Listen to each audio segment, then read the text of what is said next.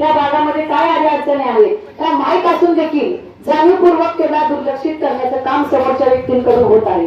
कारण मागच्या आमदारकीच्या इलेक्शनला उगवलेले आजच उगवलेले आहे ही बघायला विचार करायला लागणारी इलेक्शन आणि ही वस्तुस्थिती आहे.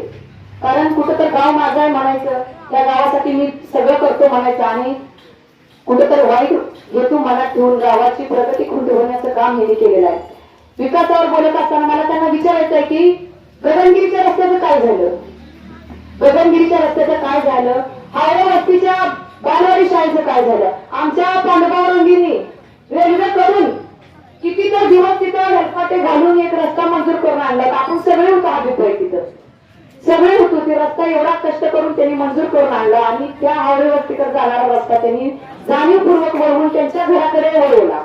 म्हणजे ही असली म्हणजे दुटक्की भूमिका जर कोण काढत असेल तर त्यांना गावाला खऱ्यासारखं बाजूला करण्याची ही निवडणूक आहे.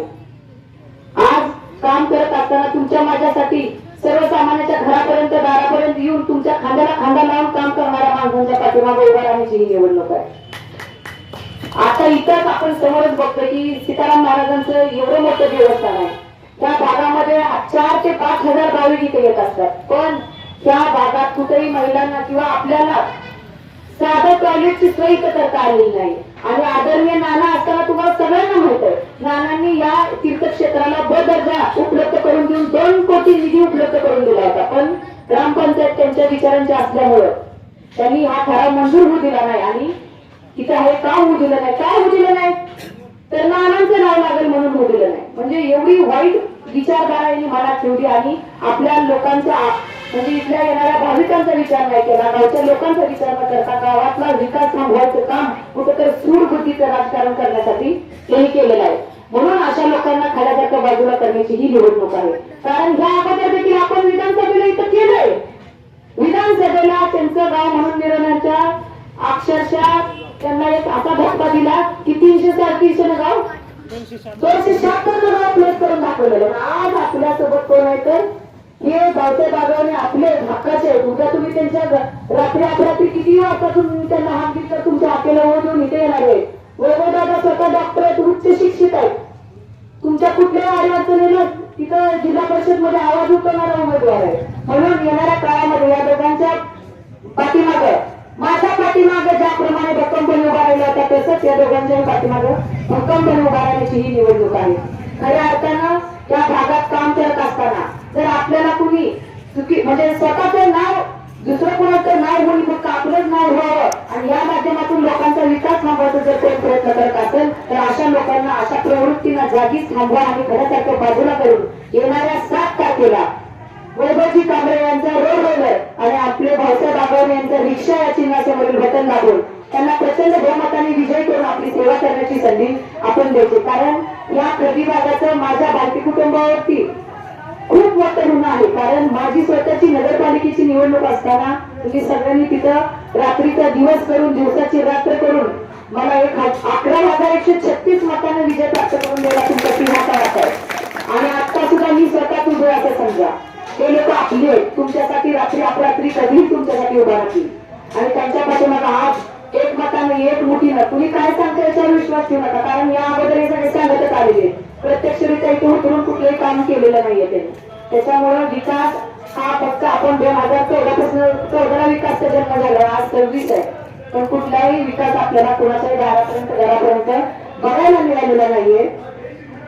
मला दुसरी आवर्जून एक महत्वाची गोष्ट सांगायची की इतकी आकस बुद्धी म्हणजे कसं बघा एखाद्या ग्रामपंचायतच्या माध्यमातून एखाद्या ठिकाणी रस्त्यावर म्हणा किंवा कुठं कटा पडला त्या ठिकाणी एखाद्याचं मुरुम टाकायला जर मागणी केली तर आपल्याला काय सांगितलं जातं तुम्ही मुरुम होता आणि मग आम्ही टाकून देतो.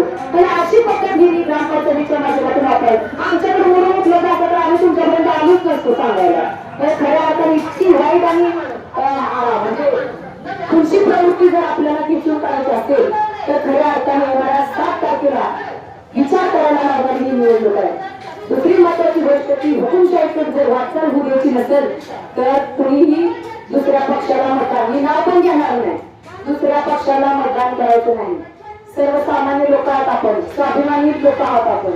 आपल्या ताटातली आर्थिकली तत्पर दुसऱ्याला वाढणारी आपण लोक आहोत.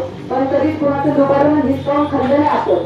त्यामुळे येणाऱ्या 7 तारखेला रिक्षा आणि रोड रोलर या चिन्हासमोरील बटन दाबून आपला स्वाभिमान जिवंत ठेवायचा आपल्याला आणि खऱ्या अर्थानं पुरोगामी चळवळ आणि पुरोगामी विचार जर जिवंत ठेवायचा असेल तर तुमच्या माझ्यासाठी झटणाऱ्या सर्वसामान्य कार्यकर्त्याला बळ देण्याची ही निवडणूक आहे. कारण हे कुणासाठी आज इथे उपस्थित आहे तर तुमच्या माझ्यासाठी तुमच्या माझ्यासाठीच्या प्रश्नांना वाचा फोडण्यासाठी आज भाऊसाहेब आव्हाने असतील, गौरवजी कांबळे असतील, ही लोक आपली तुमच्या सोबत तुमच्या खांद्याला खांदा लावून काम करतील. रात्री अपरात्री तुमच्या दारापर्यंत तुमच्या शेतापर्यंत येऊन राबणारी लोक येतील. काय गरज असते या निवडणुकीत? स्थानिक स्वराज्य संस्थांमध्ये तर काय आहे की आता पहिलं 5 असायचं आणि 5 पंचांच्या माध्यमातून एक निकाल लावला जायचा. त्याचीच यशवंतराव चव्हाण साहेबांनी स्थानिक स्वराज्य संस्थांमध्ये निर्मिती केली आणि त्या माध्यमातून गावागाड्यातल्या ज्या गोष्टी आहेत त्या सोडवण्यासाठी त्या स्थानिक स्वराज्य संस्था उभ्या केल्या आणि कुठेतरी गाव लेवलच्या गावगाड्यातल्या गाव पातळीवरच्या गोष्टींची जी माहिती इतर कुठल्या तर मोठ्या बलाढ्याने त्यांना माहित नसते. गावात काय चालली की तुमच्या माझ्यासारख्या गाव लेवलला ग्राउंडला खाली काम करणाऱ्या माणसाला माहिती असते.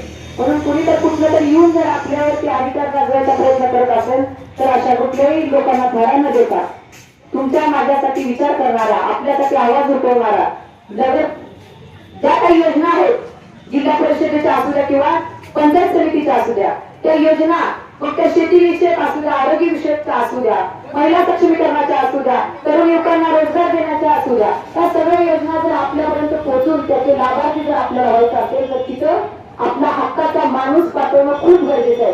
कारण आपल्याकडे एक म्हण आहे की लग्नात जर वाढती आपला असेल तर काही पैवर जास्तच मिळतील. त्याचा आपला माणूस जर हक्काचा तिथं असेल मग तो पंचायत समितीमध्ये असू द्या किंवा जिल्हा परिषद मध्ये असू द्या एक तर पैर आपल्याला जास्त मिळणार आहे.